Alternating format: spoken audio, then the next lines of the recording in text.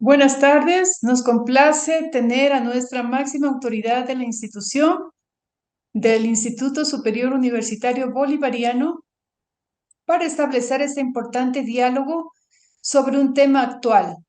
Sigmund Bauman decía, el apetito de conocimiento debería hacerse gradualmente más intenso a lo largo de toda la vida, a fin de que cada individuo continúe creciendo y sea a la vez una persona mejor. Señor rector, su opinión es trascendental para forjar políticas educativas sustentables, exitosas en el Instituto Superior Universitario Bolivariano. Comenzamos la entrevista.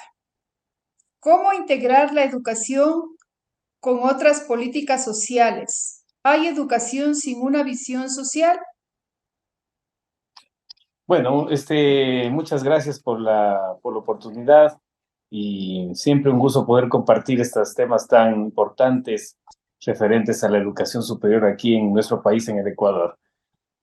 Bueno, no considero de que no es posible tener una educación sin visión social, porque el papel fundamental que se debe ejercer a través de las instituciones de educación superior, sean estas universidades o institutos superiores, depende justamente de qué es lo que cómo los profesionales que estamos formando se van a vincular directamente con el sector social. Es decir, tiene que empezarse a estructurar los procesos curriculares dentro del Instituto Universitario Bolivariano acá en el Ecuador, y pienso que en realidad todos los institutos, todas las universidades, enfocar el proceso curricular de formación y planificación pensando en un colectivo social. Se forman a personas y a profesionales para que puedan dar solución a las problemáticas sustanciales que tiene la sociedad. Muchas gracias. ¿Cuál es el verdadero papel de la IES en la construcción social? ¿Hay igualdad sin inclusión educativa? No, la inclusión tiene que ser en en todos los aspectos, ¿no? Cuando hablamos de inclusión educativa, hablamos de que se tome como referencia los aspectos circunstanciales de los estudiantes. ¿A qué me refiero? Es decir, a cuáles son las realidades que ellos viven, cuáles son sus experiencias, sus iniciativas, sus inquietudes en los diferentes entornos donde se desenvuelven, en el entorno familiar, en el entorno social, en su entorno de barrio, en su entorno laboral. Esas expectativas y esas necesidades tienen que irse cubriendo y tomarse en cuenta en la formación. Y el papel fundamental de las CIES, de las instituciones de educación superior, debe ser en una educación inclusiva, con sentido social, incluyendo los criterios de los actores, no solamente de los actores directos de la educación, sino también de los actores indirectos, que son la sociedad, porque a través de los requerimientos del contexto social es lo que se forman a los profesionales para atender esas necesidades. Perfecto. ¿Cómo debe ser entonces una IES orientada a crear dirigentes sociales, económicos y administrativos del país? Eh, los procesos de formación curricular no tienen que ser estáticos, tiene que erradicarse la formación tradicional, en donde la estructura de la composición de la currícula, la estructura de lo que son las habilidades, los componentes, las destrezas desarrolladas a través de la formación de nivel superior, debe dejar de ser lineal. Me refiero a que dejar de ser lineal porque no se puede formar con el mismo sentido a todos. No podemos formar profesionales en educación superior que van a tener un título profesional bajo un lineamiento estructural definido para todos, porque son realidades diversas. Y el contexto social tiene mucho que ver en la formación profesional, porque tiene que incluirse políticas de carácter económico, las políticas de carácter social. ¿Qué es lo que está pasando en el país donde estamos formando a los profesionales? ¿Qué es lo que está pasando en la ciudad, en la provincia donde se desenvuelven, o en la región donde se van a desenvolver los futuros profesionales?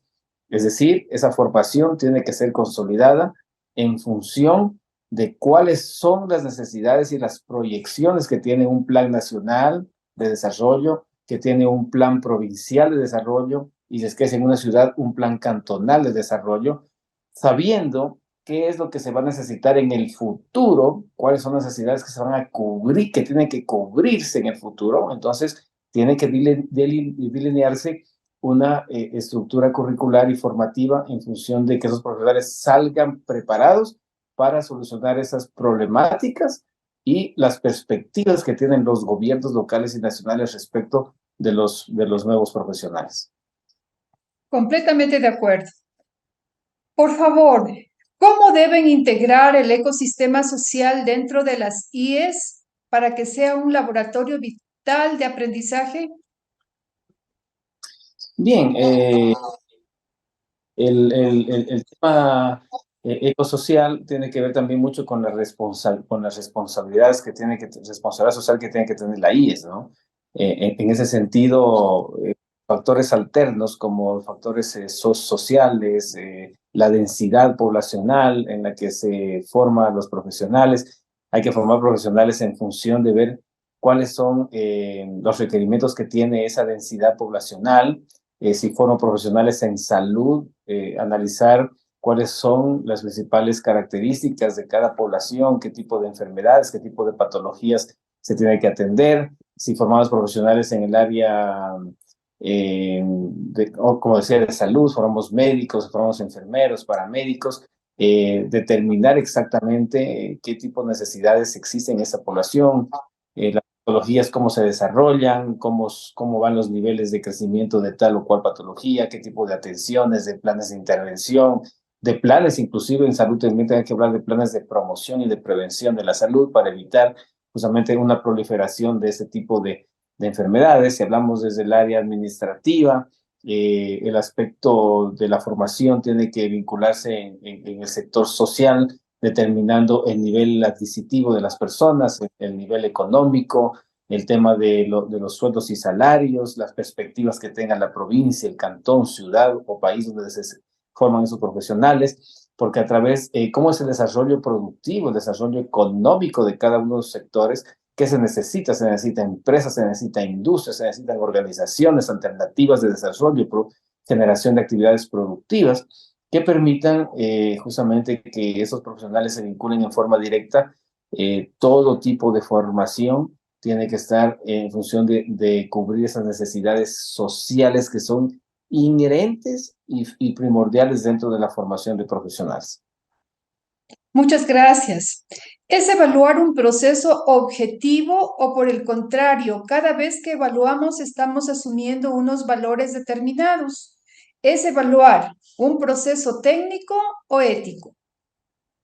Tiene que ir de la mano, ¿no? Todo proceso técnico, proceso sistémico, proceso estructurado, todo tiene que relacionarse con los factores éticos, con los factores éticos, factores sociales, todas las actividades que cumplen los distintos profesionales en diferentes áreas tienen que regirse bajo un código de ética, bajo principios, bajo normas establecidas. Eh, con argumentaciones de carácter social, porque se tiene que trabajar en función de lo que nos demanda el país, de lo que nos demanda la comunidad en función. Y el profesional también, dentro de lo que es su planificación de las materias, de los contenidos, tiene que orientarse también en cumplimiento de normas éticas, cumplimiento de normativas, de instrumentaciones que los van a formar de mejor manera para enfrentarse ya en el contexto laboral. Y obviamente al evaluar, pues, se evalúa integralmente todo, ¿no? Se evalúa en estructura y se tiene que evaluar todos los componentes de una organización, no solamente la parte, sino la parte ética, su responsabilidad social de la institución, si cumple con las normativas, con las estructuras y lineamientos en el proceso educativo de cada país. Muy bien. ¿Qué ocurriría si en lugar de medir entonces la adquisición de conocimientos que quedarán obsoletos rápidamente, les evaluásemos por su capacidad de aprender a aprender y de aprender a ser? ¿Qué ocurriría si les evaluásemos por su capacidad para transformar sus entornos, por su capacidad para transformar la sociedad? ¿Qué ocurriría si evaluásemos su capacidad para vivir y trabajar en la incertidumbre? Sí, sí.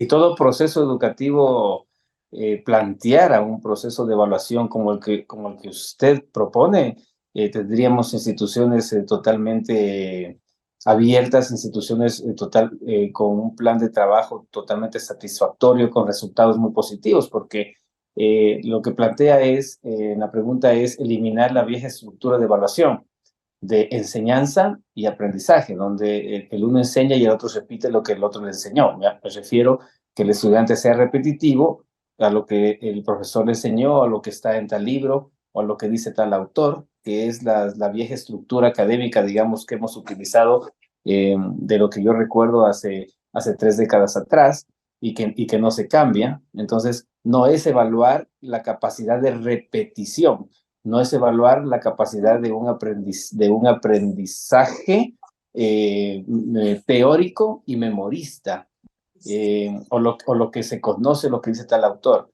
Lo importante que usted manifiesta es de que se evalúe lo que realmente el estudiante aprende de lo que se le enseñó y se evalúe lo que el estudiante realmente aplica y practique de lo que se le enseñó, y se debe evaluar también como un resultado trascendental la capacidad de argumentación, la capacidad de crítica, la capacidad analítica que tenga el estudiante frente a un problema determinado y qué plantea para solucionar. Entonces, lo que ocurriría es de que tendríamos profesionales mucho más competentes, profesionales comprometidos con su formación, profesionales que estén a la vanguardia de las problemáticas sociales, que se involucren en su sector, que permanentemente investiguen cuáles son las necesidades y brinden posibilidades de solucionar y brinden alternativas de solucionar esas problemáticas.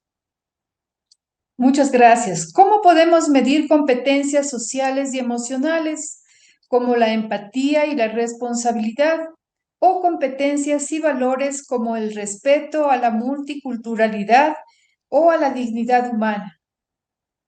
Sí, cuando hablamos justamente de inclusión en la pregunta anterior, es también incluir esos sectores históricamente relegados.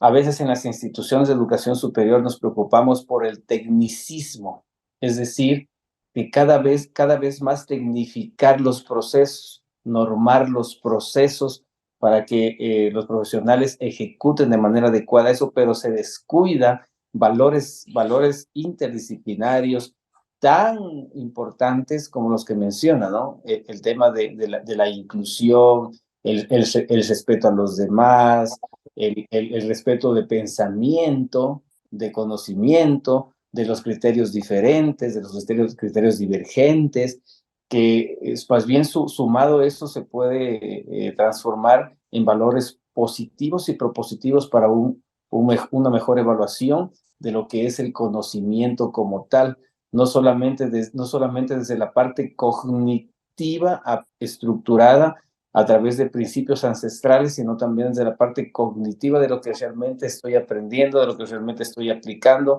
y de lo que necesito extraer y lo que necesito saber para poder hacerlo. Muy bien. ¿Cómo reforzar una educación inclusiva en una sociedad cada vez más compleja y diversa?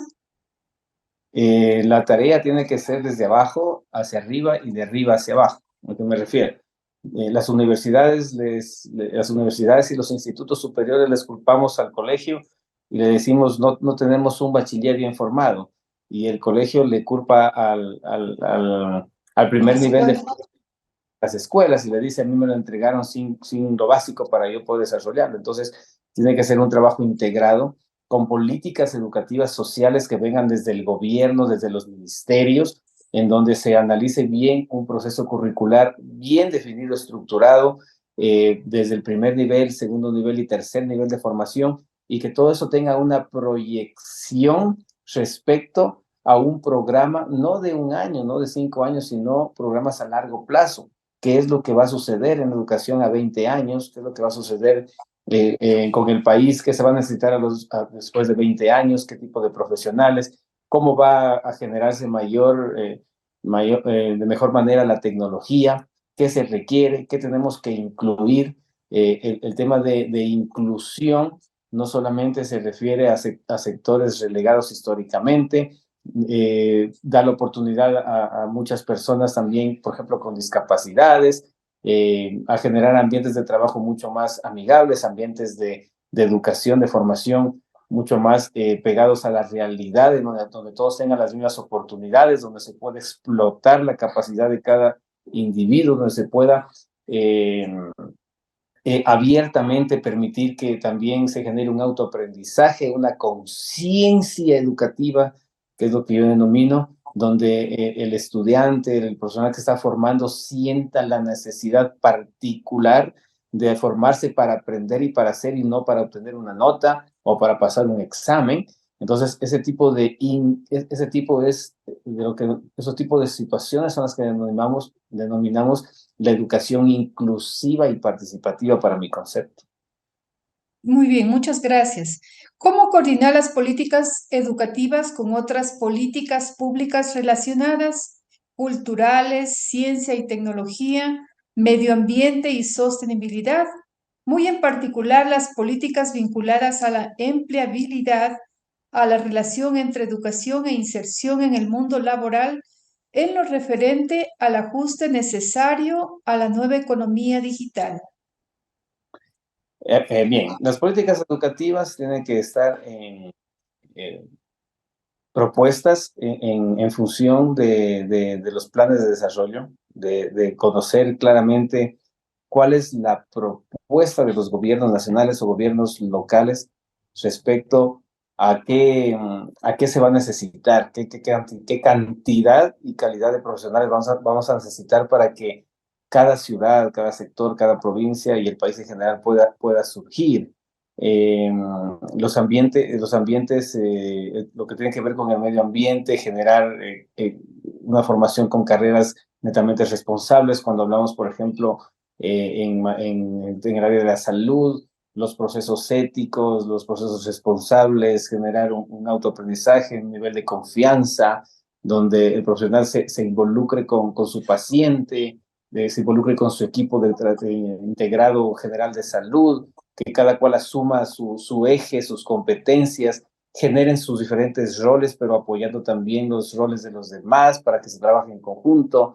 Si se habla de carreras como administración, que se haga un trabajo vinculado en lo que es la organización, los aspectos dirigenciales de la dirección, la planificación donde todos participen, desde el cargo jerárquico más grande hasta el cargo jerárquico más pequeño, que haya la participación todos los componentes de organización, los trabajadores, los directivos, los responsables, los accionistas, para generar políticas mucho más responsables que ayuden también al gobierno a generar una política social donde todos puedan emprender, donde haya mayor punto que topaba también la empleabilidad, analizar el mercado, análisis, estudios, dependiendo qué profesionales voy a formar, qué carreras necesitan, para cuántos va a haber trabajo, formar profesionales con responsabilidad, hablo de las instituciones de educación superior, con responsabilidad, no graduar a la gente para entregarle un título, sino graduar a gente para que realmente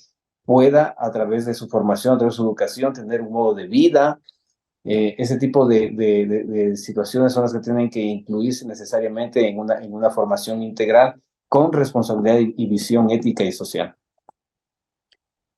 ¿Cuáles actividades se practican en su comunidad educativa para promover la sana convivencia entre todos los miembros que la integran?